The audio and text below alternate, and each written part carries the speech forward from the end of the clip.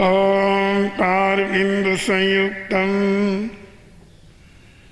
नित्यं ध्यायन्ति योगिनः कामदं मोक्षदं चैव। ओंकाराय नमो नमः।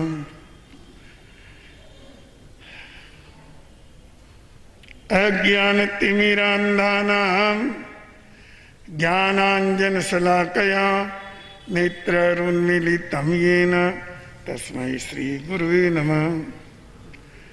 नमो दुर्वाररागादि वैरिवारनिवारणे अर्हते योगिनाथाय महावीराय ताइने। प्रिय श्रोताजनों,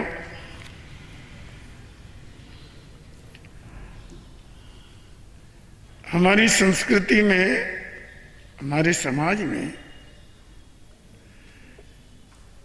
एक ऐसे सुश्रावक हुए हैं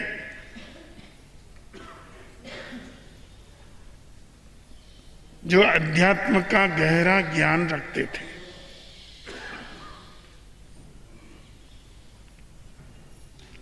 उनका नाम श्रीमद् रायचंद्र है।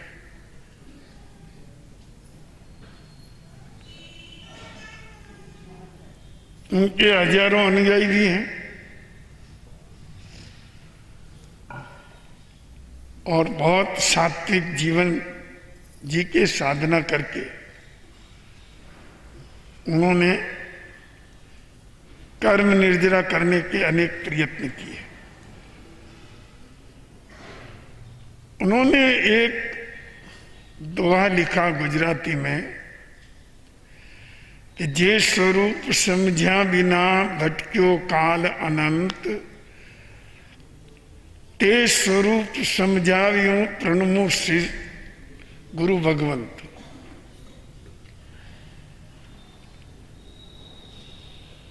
इस दोहे में पहली जो दो पंक्तियां हैं उन पर थोड़ा गहरा चिंतन कर लेना चाहिए। जे स्वरूप समझा बिना भटक्यो काल अनंत, सच है। वस्तु स्वरूप का ज्ञान नहीं होने के कारण हमारा संसार का भवभ्रमण चल रहा है। अज्ञानता ही मूल कारण है।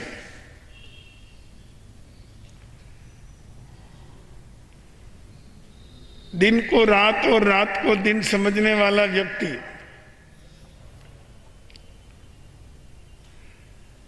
जड़ को चेतन और चेतन को जड़ समझने वाला व्यक्ति, तत्व को अतत्व समझने वाला और अतत्व को तत्व समझने वाला व्यक्ति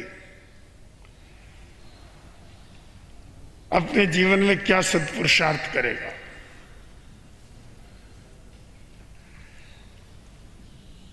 स्वरूप का ज्ञान होना पहली जरूरत है। हम जिस संसार में जी रहे हैं, जिस परिवार में जी रहे हैं,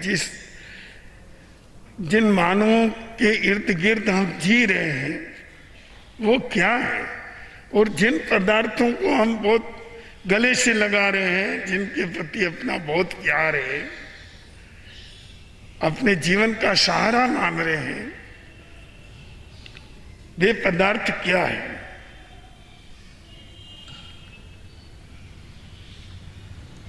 सचमुच में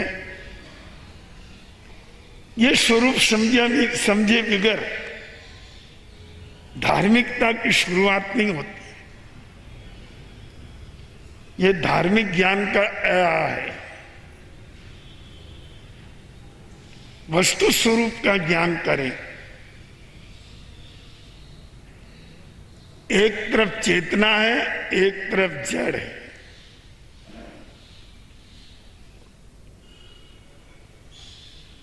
चेतना चेतना का एक स्वभाव है और जड़ जड़ का एक स्वभाव है। बाकी तो रंग बदलते रहते हैं। जिनको हम पर्याय कहते हैं, पर्याय का कोई महत्व नहीं है, क्योंकि ये बदलती रहती है। पदार्थ ध्रुव रहता है। मूर्खता क्या हो रही है कि हम पर्याय को बहुत ज्यादा महत्व दे रहे हैं। जितना अधिक पर्याय को महत्व देंगे उतना अपना मोह बढ़ेगा। मोह बढ़ेगा तो कर्म बंधन बढ़ेगा, कर्म बंधन पड़ेगा तो दुर्गति बढ़ेगी। इस अज्ञानता के चक्र में से फिर निकल पाना बहुत मुश्किल होगा, क्योंकि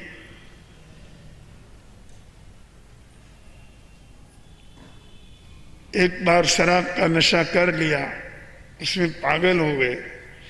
उस पागलपन के अंदर एक और चढ़ा दिया। वो नशा उतरा नहीं उतरा, उसी पागलपन के अंदर एक बोतल और चढ़ा दी। तो बढ़िया बताइए, ये पागलपन का दौर कब खत्म हो सकता है? यही मोह है और यही अज्ञान है। ऐसा क्यों होता है? इसलिए कि व्यक्ति को वस्तु स्वरूप का ज्ञान नहीं है। जिसको हम जड़ कहते हैं ना, ये अणु परमाणुओं का एक संगठन है,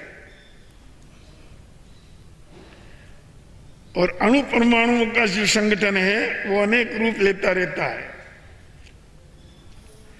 इसलिए उन्हीं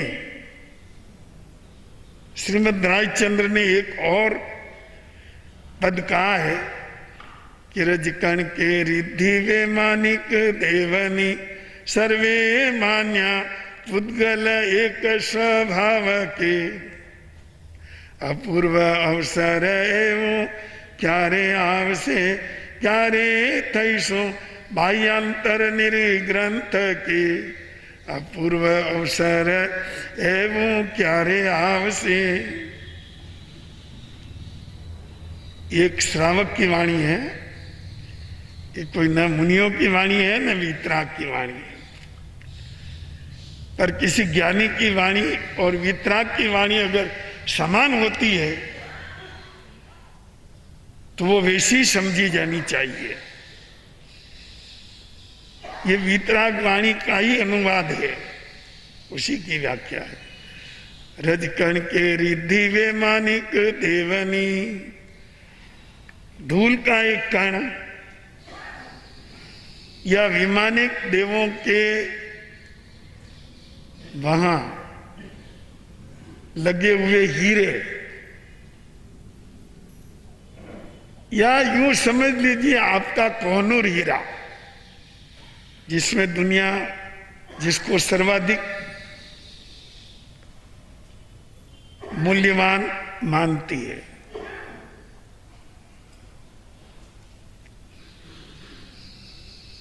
सत्पुरुषों की और ज्ञानियों की दृष्टि में दोनों का एक स्वभाव है।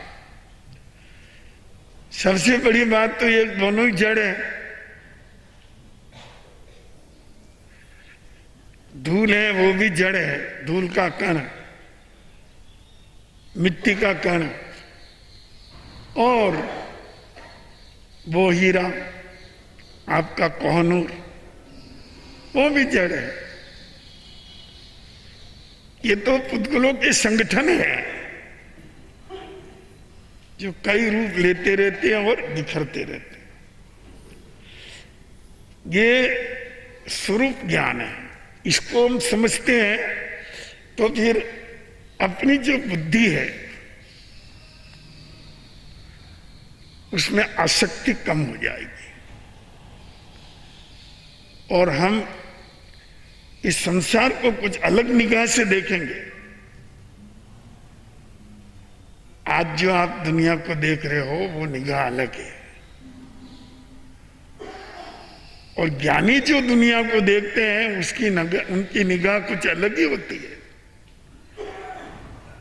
वो कुछ अलग ही दृष्टि से संसार को देखते हैं।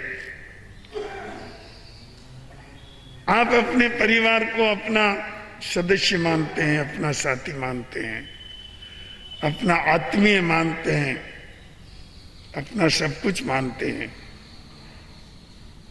एक ज्ञानी उसको एक सराय का मुसाफिर मानता है। सच कौन है? तुम्हारे बेटा है तो भी एक मुसाफिर है, तुम्हारा भाई है तो वो भी एक मुसाफिर है, तुम स्वयं भी एक मुसाफिर हो, तुम्हारी पत्नी, तुम्हारे सब कुछ जो भी हैं सभी मुसाफिर हैं। ये ज्ञानियों की नजर है। ज्ञानी इस निगाह से देखता है। तुम आत्मीय की निगाह से देखते हो, बेटे पोते को अपना सदस्य मानते हो, अपने जीवन का धन मानते हो। ऐसा कुछ भी नहीं है। न तो कोई तुम्हारा जीवन धन है, न तुम्हारा कोई आत्मीय है, और न तुम्हारा कोई सगा है। ये केवल अज्ञानता की दृष्टि है। ज्ञानियों की दृष्टि में एक सराय है, इधर उधर से आकर के वहां मुसाफिर ठहरे हैं, अपना अपना समय पूरा करने के बाद सब चले जाएंगे। आपके सामने के चले गए आपके साथी, जिनके लिए आप सिर पटक पटक करके रो रहे थे, हुआ कुछ नहीं, चले गए सो चले गए, फिर आए भी नहीं। न उन्होंने कोई पत्र दिया, न कोई तार टेलीफोन सूचना। आज तो इतने साधन है संचार के, है ना। मोबाइल आया तुम्हारे पापा का, दादाजी का, कि मैं यहाँ हूं, तुम्हारी सास का, दादी का, परदादी का आया, आएगा ही नहीं। क्या क्यों आएगा? मुसाफिर का क्यों आएगा? मुसाफिर मुसाफिर है, चला गया बस। तुम भी ठहरते हो, वो भी ठहरे, पर ये सच्चाई है। इसको जानना एक विवेक की बात है, ये ज्ञान की बात है। ये जान करके जो रहता है वो स्वरूप समझ के रहता है। तो जे स्वरूप समझा बिना भटक्यो काल आनंद, सच है। हम विश्व के स्वरूप को बिना समझे जी रहे हैं, या तो समझ ही नहीं रहे हैं, या फिर सब कुछ उल्टा समझ रहे हैं। दोनों ही अज्ञानता है।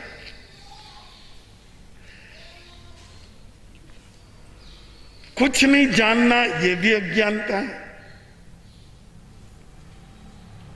और गलत जानना ये भी अज्ञानता है।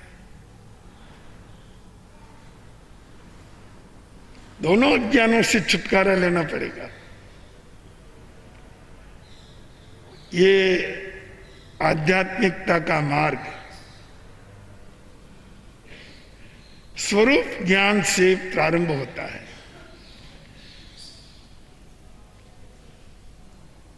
फिर आप एक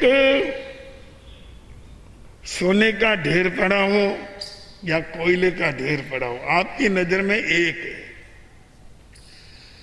अगर आप वस्तु स्वरूप के ज्ञाता है तो, क्योंकि दोनों ही जड़ हैं, एक पीली मिट्टी है, एक काली मिट्टी है। वो भी जमीन में से निकला, वो भी जमीन में से निकला। वो थोड़ा निकलता है इसलिए आप उसको बहुत ऊंचा मानते हैं, और ये ज्यादा निकलता है इसलिए आप उसकी कोई कीमत नहीं करते। अगर पीली मिट्टी रोज निकलती और काली मिट्टी कभी कभी निकलती, बहुत मुश्किल निकलती, तो आप उसको ऊंचा मानते। इसमें क्या धरा है? चीज तो वो है, तो ये तो अपनी नजर है। अपनी उपलब्धि है। अपनी जो उपलब्धि है उसका हम अपने ढंग से अंकन करते हैं। बाकी कोई सोना नहीं कहता है कि मेरा 30,000 रुपया 10 ग्राम का है, सोना नहीं कहता। आप किसी सोने चांदी की दुकान पर चले जाइए, व्यापारी कहेगा क्या लेना चाहते हो? 1 तोला सोना, टंच निकाल के देना पड़ेगा। हाँ देंगे। रुपया कितना? 30,000। ये सोना कहे तो मैं 30,000 दे दूं कि मेरी कीमत 30,000 है 10 ग्राम। व्यापारी कहेगा बेवकूफ, सोना कभी बोलता है क्या? तो जड़ है। तो ये तो तुम्हारी लगाई हुई कीमत है, मैं क्यों मानूं? मैं नहीं लूंगा। पदार्थ कभी नहीं कहता मेरी इतनी कीमत है, वो तो जड़ है। ये सब अपनी बुद्धि के चक्कर है, और ये सब अपने आसक्ति और मोह के चक्कर हैं। असल में सारे पदार्थ जड़ हैं, वो एक हैं, और जो चेतनाएं हैं वो सब एक है। सबका धर्म चैतन्य धर्म है। बंधो,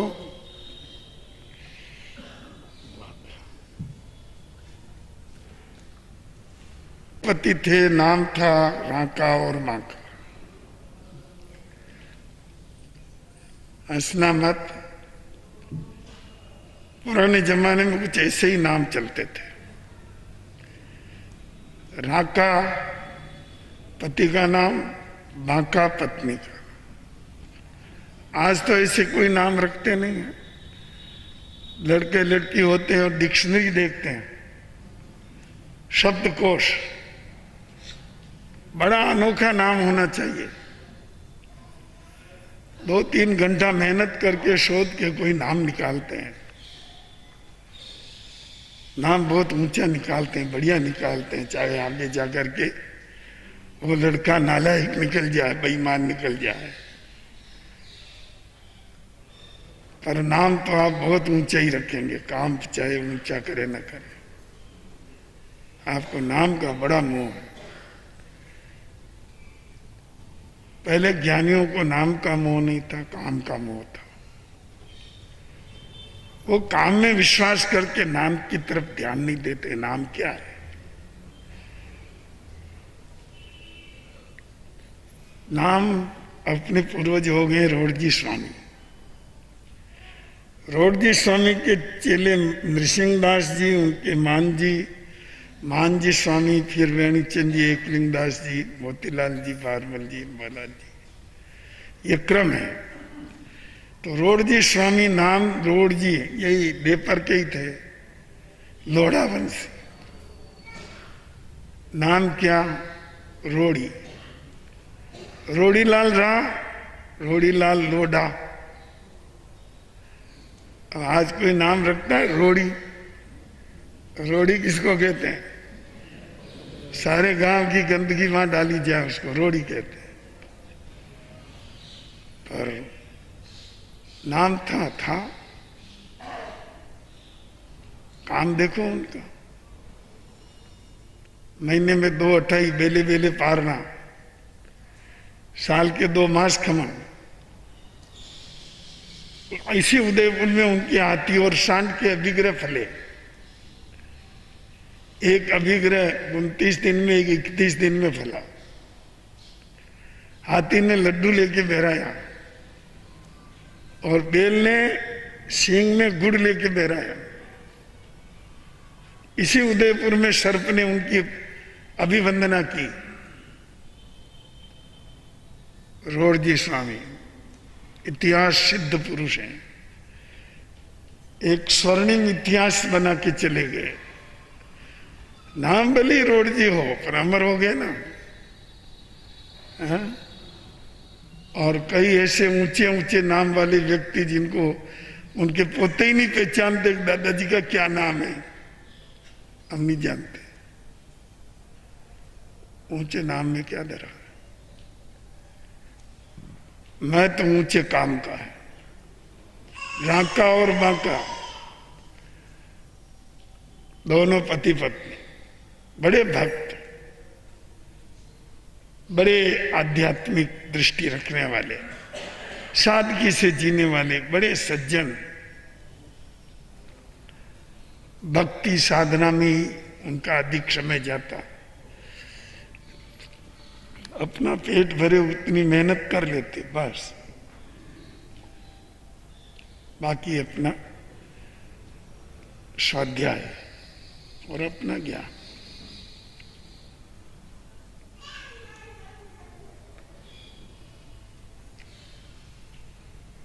ये आवाज बिल्कुल नहीं चलेगी, और जानते हैं जिसकी बच्ची है वो लेके जाओ।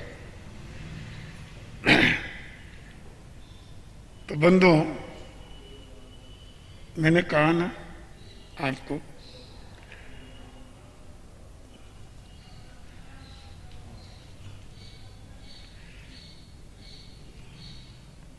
दोनों एक बार कहीं जा रहे थे, आगे राका था, पीछे बांका थी। राका ने देखा जंगल में निकलते हुए कि एक सोने का ढेर पड़ा है।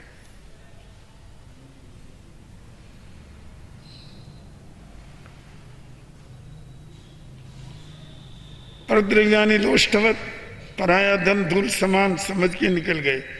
ज्ञानी थे, आध्यात्मिक पुरुष थे, सादगी से जीने वाले थे, वस्तु स्वरूप को जानते थे, मिट्टी जैसी चीज है, कोई खास बात नहीं। आगे निकल गए, पर एक विचार आया, पीछे बांका इसको उठा तो नहीं रही है, देखिए उसका मन चलित होता है नहीं होता है। बंधुओं, उन्होंने उस तरफ ध्यान नहीं दिया या उसको भी कुछ नहीं कहा। पीछे बांका आई, उसने भी देखा। महिलाओं ध्यान से सुनना है, तुम्हारी बात है। जो सोने के पीछे तुम हाय हाय करती,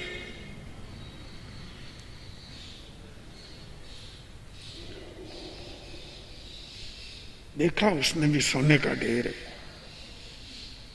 पर एक बात उसके मस्तिष्क में आई, एक व्यक्ति इधर से आया, एक इधर से आया, दो व्यक्ति आएंगे और दोनों कहेंगे मैंने देखा मैंने देखा।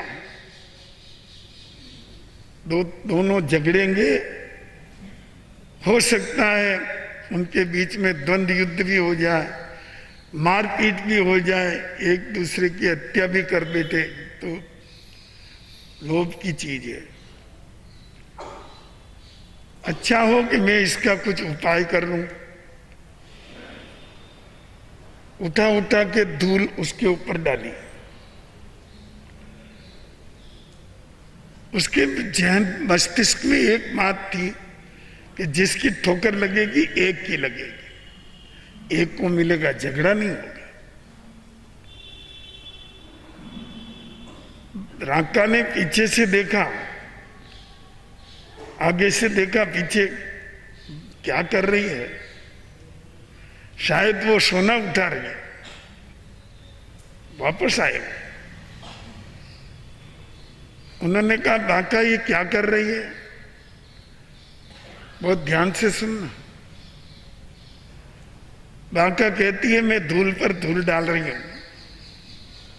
क्या बोली? अद्भुत बात कह दी। उसने कहा पतिदेव एक जहरीली धूल पड़ी है यहां, दो व्यक्ति एक साथ देखेंगे तो कट मरेंगे। अच्छा है मैं इसको धूल से ढक दूं, जिस किसी की ठोकर लगेगी एक की लगेगी, एक अधिकारी बनेगा, झगड़ा नहीं होगा। इसलिए इस धूल से ढक रही हूं धूल को। राका ने कहा बाका तू मेरी गुरुनी, कि पतिदेव ये बात कैसे कह रहे हो आप? उसने कहा मैंने तो उसको सोने को सोना समझा, पर तुमने सोने को धूल समझा। इससे बड़ा सच्चा ज्ञान और क्या हो सकता है? तो सच्चे ज्ञान की अधिकारिणी हो गई। मेरा सोना समझना झूठा है और तेरा धूल समझना सच्चा है। बंधुओं, ये वस्तु का स्वरूप है जिसको ज्ञानी समझते हैं। तुम्हारे लिए तो एक प्यारा, एक खारा, एक अच्छा, एक बुरा, एक कीमती, एक फालतू, इस तरह से जीवन के अंदर कई विभाजन चलते हैं। ज्ञानियों के कोई विभाजन नहीं चलते। ज्ञानी दो ही विभाजन रखते हैं, एक जड़ का और एक चेतन का। चेतन चेतन एक, जड़ जड़ एक। चाहे सोने का, सोने की डली हो, चाहे हीरा हो, चाहे कोयला हो, उनकी नजरों में दोनों एक समान रहते हैं। तो बंधु, जो बात मैं आपको कह रहा था, जे स्वरूप समझा बिना भटक्यो काल अनंत। वस्तु स्वरूप को बिना जाने जी रहे हैं तो भटकाव मिटेगा नहीं। और स्वरूप को जान लिया तो बांका ने सोने को भी धूल कहा। कितनी बड़ी बात है। क्यों? वही है, असल में वही है। और उससे भी आगे बढ़ो तो केवल जड़ है।